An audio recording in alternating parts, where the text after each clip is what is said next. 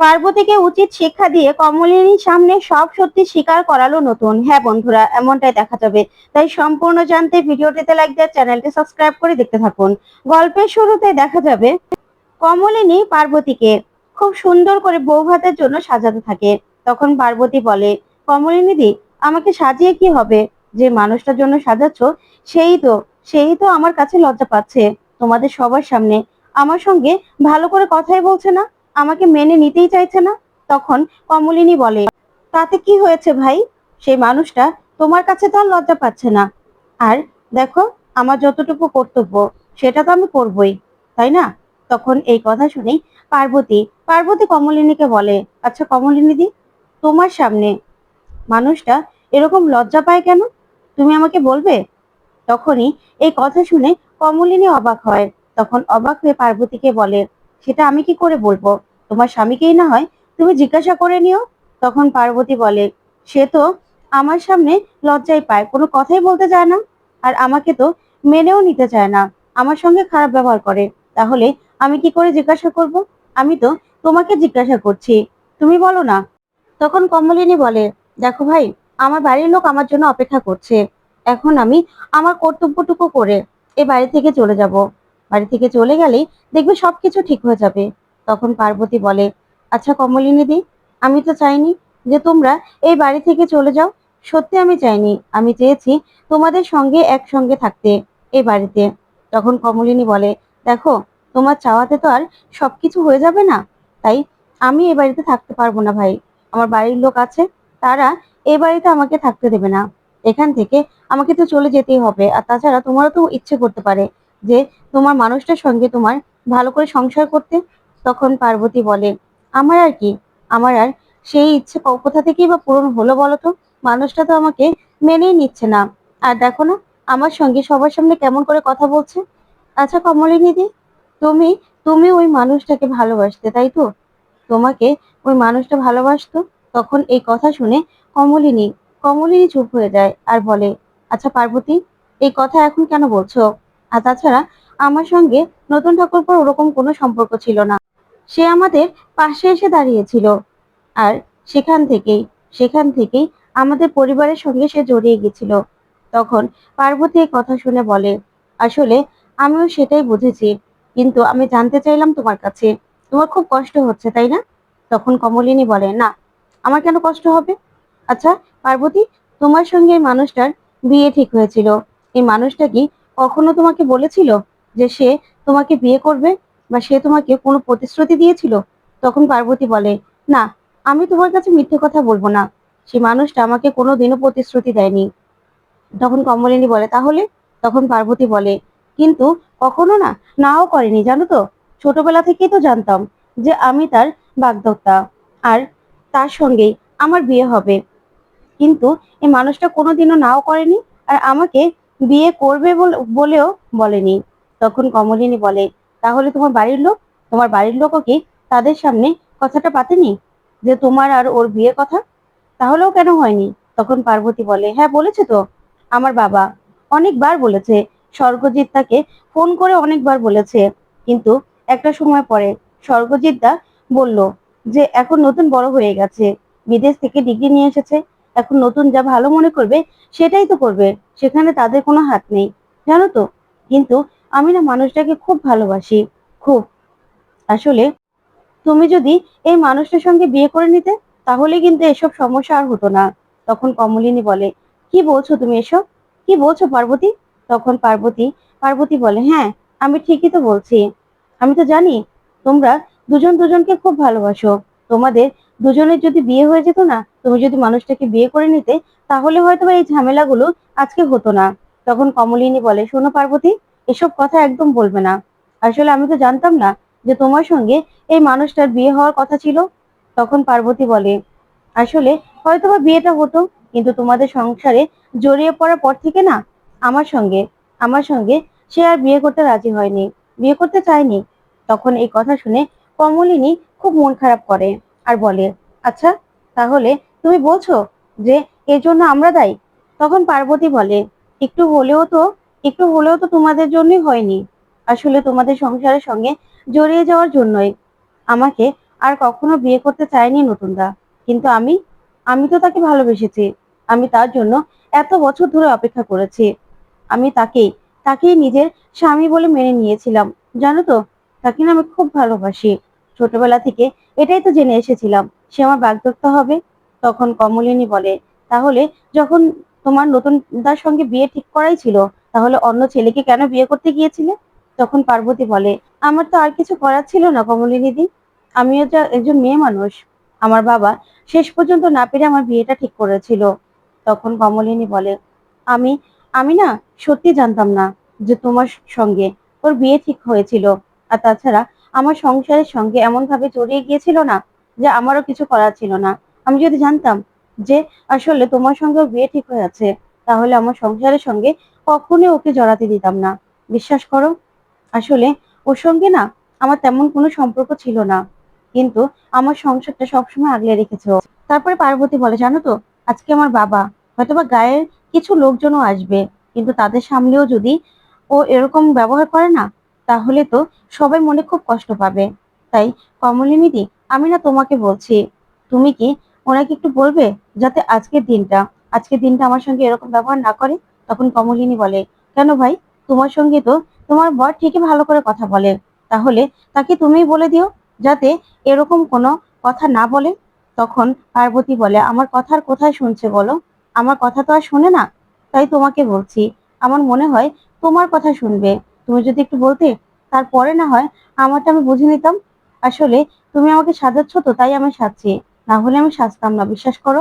তখন কমলিনী বলে, দেখো ভাই, যতটুকু আমার হাতে আছে ততটুকু আমি করে দিয়ে এখান থেকে চলে যাব, যতটুকু আমার কর্তব্য। আসলে আমার বাড়ির লোক নিচে আছে, আমাকে তো ওরা নিয়ে যাবে। তাই যাওয়ার আগে তোমাদের কর্তব্যটুকু আমি করে দিয়ে যেতে চাই। তখন পার্বতী বলে, আচ্ছা কমলিনী দি, না গেলে হয় না? আসলে আমি না চাই তোমাদের সবার সঙ্গে একসঙ্গে থাকতে। তোমার খুব কষ্ট হচ্ছে তাই না নতুনটার জন্য?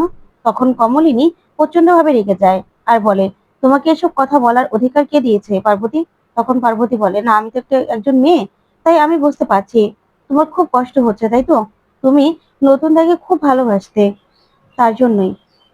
তখন কমলিনী বলে, আমার কথা তোমাকে ভাবতে হবে না, তুমি বরং তোমার সঙ্গে তোমার নতুনদার কি করে সম্পর্কটা ঠিক হবে সেই চিন্তা করো।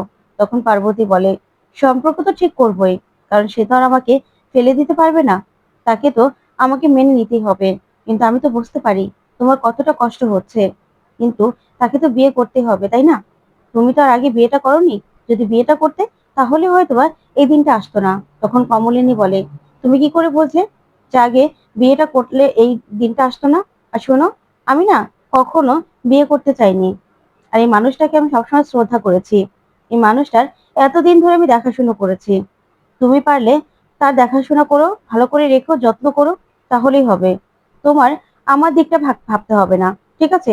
তোমাকে সাজানো হয়ে গেছে, তুমি বরং এই ওড়নাটা কেউ এসে তোমার গায়ে জড়িয়ে দেবে, ঠিক আছে? তখন পার্বতী বলে, আমি জানি কমলি দিদি, আমি তো একজন মেয়ে, তাই আমি না বুঝতে পারি। আসলে নতুনরাও না তোমাকে খুব ভালোবাসে, আর তুমিও। তখন কমলিনী আবারও রেগে যায় আর বলে, শোনো, তোমাকে না এত কিছু বুঝতে হবে না। তখন পার্বতী বলে, কি করব আমি বলো তো, আমার তো বয়স হয়েছে বোঝার, আর আমি তো জানি আমিও তো একজন মেয়ে, আমিও তো নতুনদাকে ভালোবাসি। তখন কমলিনী বলে, তাহলে তোমারটা নিয়ে তুমি থাকো। তখন কমলিনী দাঁড়িয়ে পড়লেই ওইদিকে নতুন এসে দরজা নক করে। তখন কমলিনী বলে, দরজা খোলা আছে, এসো। তখন নতুন এসেই বলে, কমলিনী তোমার সঙ্গে আমার কথা আছে।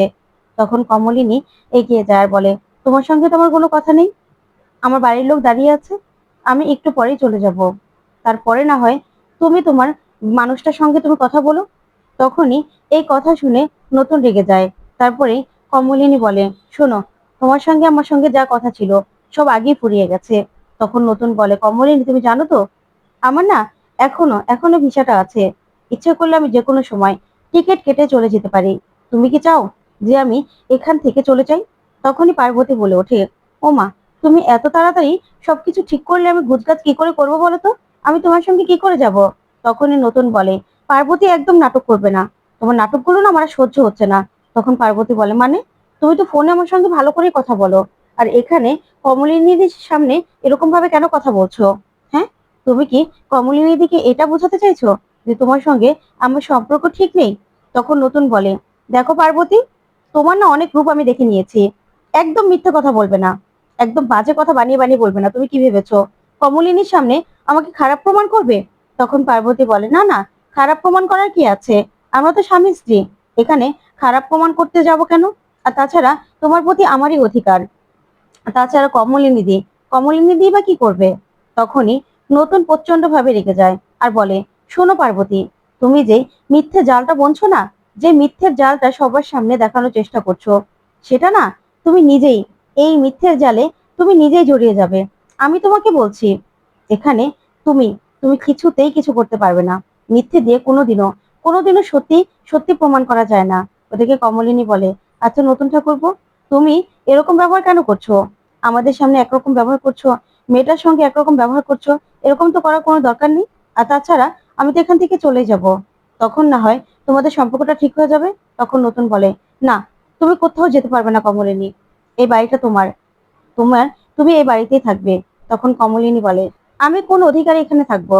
তোমার বন্ধুর বউ হিসেবে, নাকি একজন আশ্রিতা হিসেবে? তখন নতুন বলে, তুমি আমার সব থেকে ভালো বন্ধু, সেই হিসেবে থাকবে। তখন পার্বতী হাসে আর বলে, আমিও জানতাম জানো তো, যে তোমরা দুজন খুব ভালো বন্ধু। সেটা আমি আগে থেকেই জানতাম, আগে থেকেই বুঝতে পেরেছিলাম। কারণ আমার সঙ্গে তো বিয়ে হয়ে গেছে, ওই জায়গাটা তো আর কেউ নিতে পারবে না ইচ্ছে করলেই। তখন নতুন বলে, সেটা একদম বাজে কথা বলবে না সবার সামনে। তোমার এই মুখোশটা না, তুমি বন্ধ করো। তোমার এইসব কথাগুলো আমার আর সহ্য হচ্ছে না পার্বতী। তুমি কি একটু চুপ করবে? তোমাকে দেখলেই না আমার শরীর জ্বালা করছে। আর কতদিন এখানে থাকবে তুমি বলতে পারো? তখন পার্বতী বলে, সে কি কথা, নিজের বউকে জিজ্ঞাসা করছো যে আমি কতদিন থাকবো? আমি তো আমার নিজের সব পাঠ চুকিয়ে এসেছি। আমি তো তোমার হাত ধরে বাড়ি থেকে বেরিয়ে এসেছি। তখন নতুন বলে, শোনো, তুমি আশ্রয় চেয়েছিলে, তোমাকে আশ্রয় দিয়েছি, কতদিন আশ্রয়টা লাগবে তুমি সেটা বলবে আমাকে? আমার না এই সময় সহ্য হচ্ছে না। আমি তোমাকে বলছি, তোমার এই মিথ্যা জালে তুমি না ফেঁসে গিয়ে তারপরে এমন ভাবে জড়িয়ে যাবে না, যে সেখান থেকে আর বেরোতে পারবে না তুমি। এই বলেই নতুন সেখান থেকে বেরিয়ে চলে যায়। তখনই কমলিনী বলে, আচ্ছা, আমিও চলে যাচ্ছি। তখনই পার্বতী বলে, দাঁড়াও কমলিনী দি। তখন কমলিনী দাঁড়ালেই পার্বতী বলে, কোথায় যাচ্ছ? তোমার নতুন ঠাকুরপোর সঙ্গে আলাদা করে কথা বলতে? তখনই কমলিনী বলে, না, আমি নিচে যাচ্ছি আমার বাড়ির লোকদের কাছে, বুঝতে পেরেছো? তোমার বউ ভাতের অনুষ্ঠান হবে সেখানে। তখনই পার্বতী এই কথা শুনে বলে, কমলিনী দি, আমি না এই মানুষটার সঙ্গে ভালো করে সংসার করতে চাই। তখন পার্বতীকে কমলিনী বলে, করো না।